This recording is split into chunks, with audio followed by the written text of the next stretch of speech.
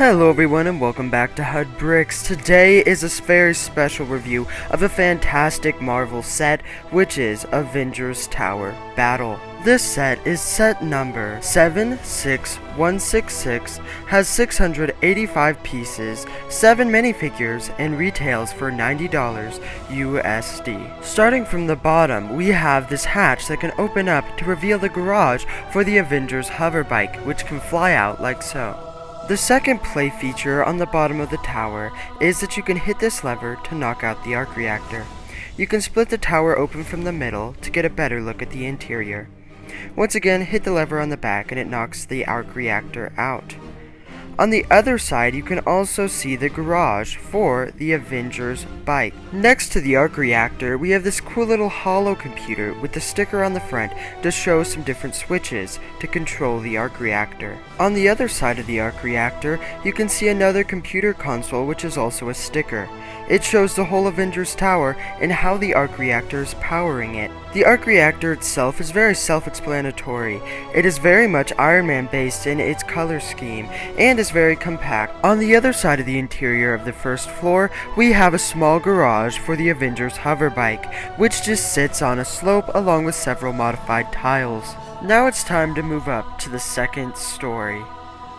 On the first part of the second story, we have the Iron Man Armory, which includes 2 of Iron Man's suits, including Blazer, and the second one being named Taser, which I'll show you later. As we turn this massive tower around, you can see the Infinity Gauntlet in the window, along with a small armory. And as we open this thing up from the middle, you can see both sides of the interior. The left side of the interior is this very small representation of Iron Man's Hall of Armor, which is basically just a cool little stand for his different suits. The right side of the armory includes a really cool little weapon stand, which includes Hawkeye's bow and arrow, binoculars, a gun, a flashlight, along with a small grenade at the top. Yet the coolest part is when you get that weapon stand out of the way and take a look at the magnificent Infinity Gauntlet with its 1 Infinity Stone. The Infinity Gauntlet looks absolutely fantastic with its great gold coloring and its 1 blue Infinity Stone, aka the Tesseract. It also has this really cool trans blue display stand for it to sit on, which is just connected by a Technic axle. Now it's time to move on to the third story. As we turn this thing around, you can see that we have a small observation room for the Infinity Stone. Along within the front, we have a small holding cell for Red Skull. So now we get on to the first play feature, which has to do with this small light. All you have to do is flip it and the windows come crashing down to release Red Skull from his holding chamber. So let's go ahead and open this thing up from the middle to reveal the interior. On the right, we have the observation room for the Purple Infinity Stone, aka the Power Stone. As you can see here, we have this small chamber to hold it into, along with gears to twist it open and shut, along with a hollow computer with a screen showing different statistics on the Power Stone. And to the left, we have the holding cell. So the basic purpose of this would be that your hero could come up, enter the passcode, open the holding cell, and then you'd get your villain, aka Red Skull, put him on the 2 preferred jumper plates inside, and then have him look pretty angry about being enclosed with the laser beams. And once again, the play feature I showed you earlier works perfectly for the jail cell.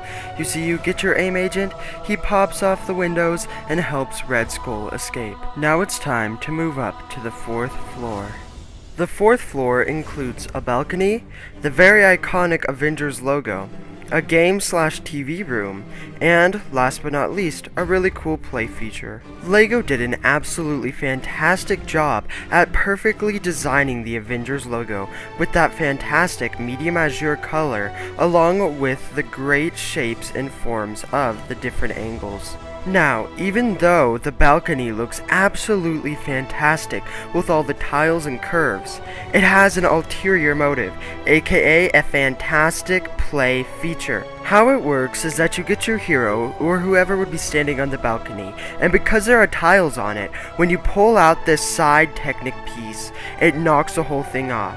So the bad guy can come up, shoot at the balcony, and Iron Man can come tumbling down. And the last thing to notice about this balcony is the door in the window to get out onto the balcony through the room inside. And of course, like with the rest of the building, you can open it up through the middle to get into the interior. The only room on the 4th floor is this really cool gaming room.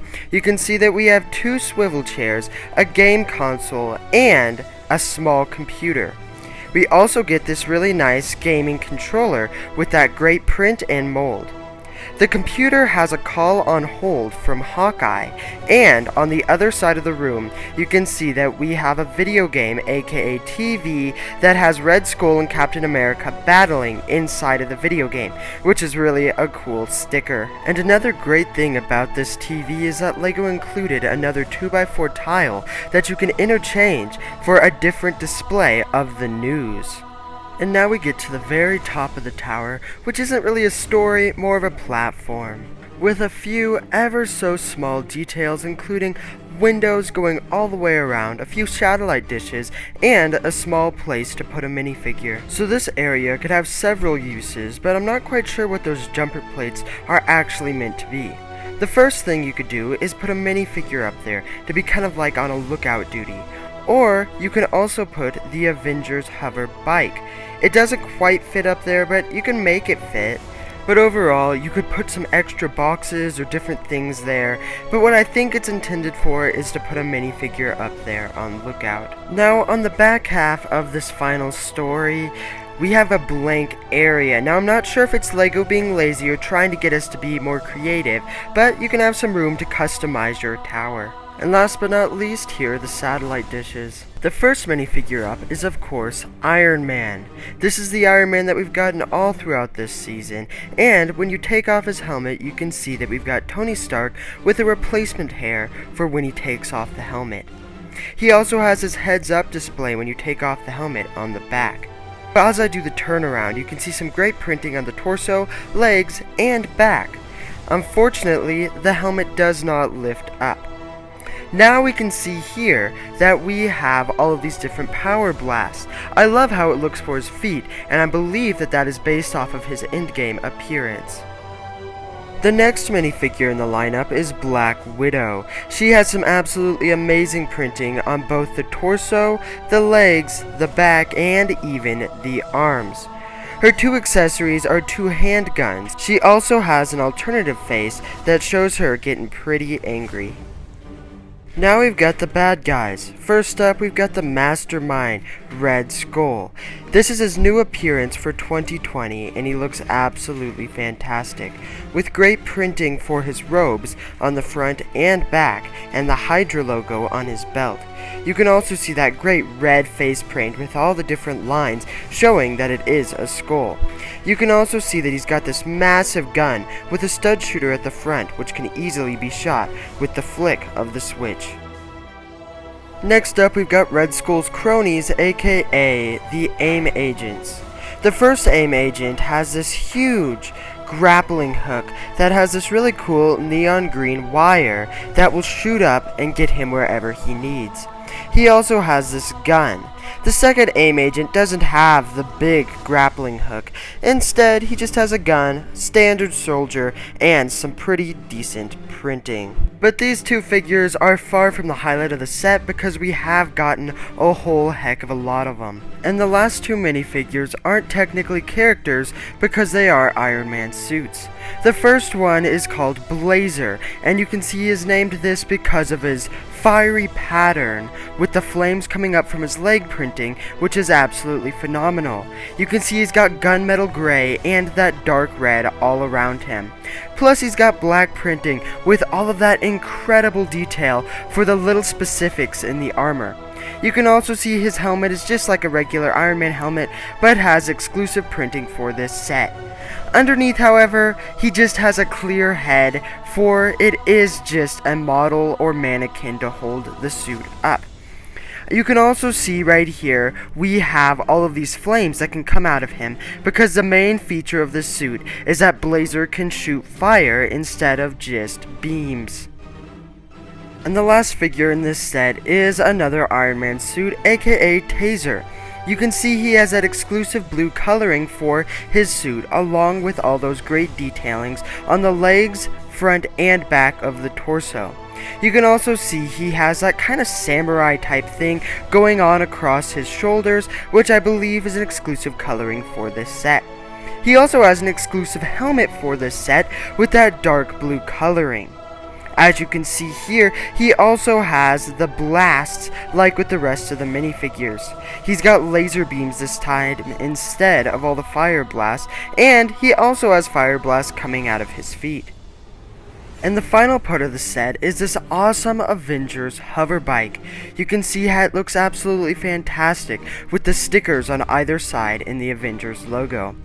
It reminds me a lot of the helicarrier in its design with the 4 propellers, along with some wings on either side. How it works is you can put the minifigure on there like a regular bike, and then lock them into place with the piece on the back. But I think that's about it for this fantastic LEGO Marvel's Avengers set. I absolutely loved and enjoyed building and reviewing this set for you guys, and would totally recommend it to you guys. But without further ado, thank you guys so much for watching. Feel free to drop a comment down below, tell me your thoughts on this set. Leave this video a like if you went on to enjoy it, because it helps it get out to more people. And I would absolutely love it if you would subscribe, so you don't miss out on any of my other LEGO content reviews and much, much more. Thank you guys once again so much for watching, and I'll see you next time on HUD Bricks.